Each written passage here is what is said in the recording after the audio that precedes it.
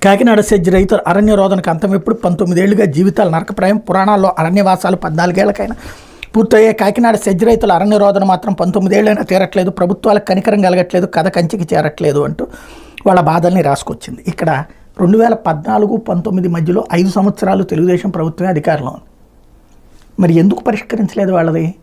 మళ్ళీ అప్పుడు ఆ రోజున అడిగిన ఆ రైతులను తీసుకెళ్లి జైల్లో పెట్టినప్పుడు అదే ప్రభుత్వం కదా, అదే జగన్మోహన్ రెడ్డి ప్రభుత్వం చేసిందన్నప్పుడు మళ్ళీ ఇప్పుడు వాళ్ళ భూములు వాళ్ళకి ఇస్తారా?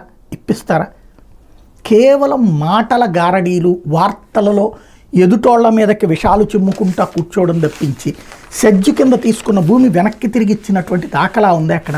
ఇక్కడ ఇచ్చారు, ఇచ్చిన దాన్ని మళ్ళీ వేరే వాళ్ళు కొనుక్కున్నారన్నటువంటి పాయింట్ చుట్టూ నడుస్తుంది. అసలు పాయింట్ ఏంటి? అక్కడ సెజ్జుల కింద భూములు తీసుకుంటున్నారు కానీ పరిశ్రమలు పెట్టట్లేదు.